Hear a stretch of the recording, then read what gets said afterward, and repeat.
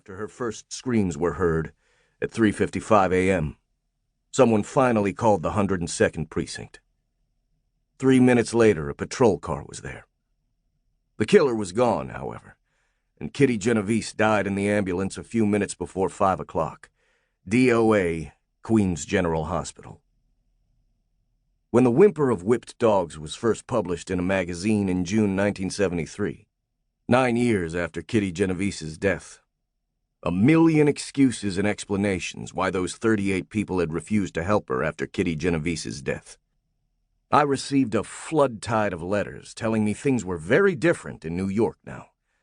The writers of those letters assured me New Yorkers were more concerned now, that they no longer stood by as people were robbed or beaten or killed. They called me to task for disinterring a moldering corpse of ages past. They said such things could no longer happen.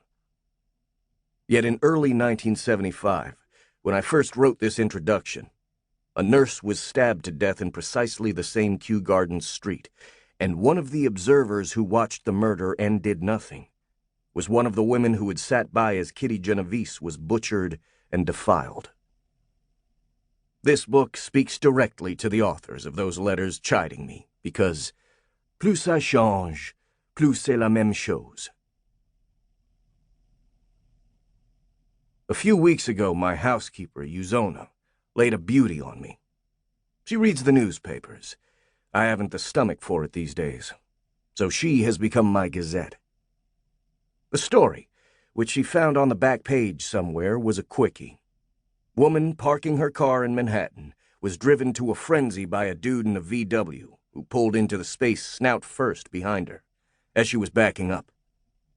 As he parked, she reached into the glove compartment of her dashboard, pulled out a revolver, jumped out of the car, stalked over to the VW, aimed the weapon through the window, and shot to death the man driving and his 2 female passengers. These 2 stories took place in New York. But just so you don't feel all terribly superior to those barbarian megalopolitans, here's a lovely one from a large Midwestern city. Which one I cannot remember right now, but it was on the evening network news. A couple of thugs broke into the apartment of an old Czech woman. At knife point, they demanded she give them all her money. She laughed at them, telling them all she had was about $3 American worth of Czechoslovak koruna, a currency so unstable and unacceptable that the exchange control law of January 1st, 1954 prohibits its import and export. She offered them the koruna and continued laughing. Wrong move. They spotted her gold fillings, bust out her teeth, and got away with about $1,100 worth of marketable gold.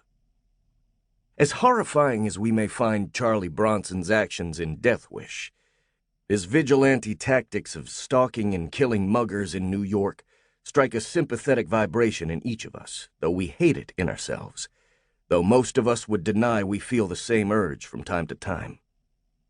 You feel it. I feel it. 10 years ago, I was worked over pretty fair by a couple of over 6 feet heavyweights. One of them held me while the other one pounded my face into guava jelly. When the local bacon finally arrived, the guys had split. One was a deckhand on pleasure yachts, with a string of priors for mayhem that made Hurricane Carter look like Christopher Robin's nanny. He skipped the country, so I was told. But the other one was a certified flake, an overly macho clown who had been married to a busty film starlet, had bombed out as a stockbroker, and who owed money all over Hollywood. We hauled him into the city attorney's office, got him cold when the man suggested we each take a lie detector test. I rolled up my sleeve right there and said, "Let's get it on."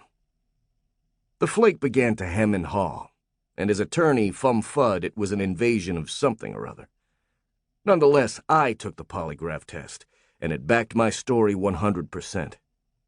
The attorney's office put out a warrant for his arrest, but the cops didn't bother looking for him.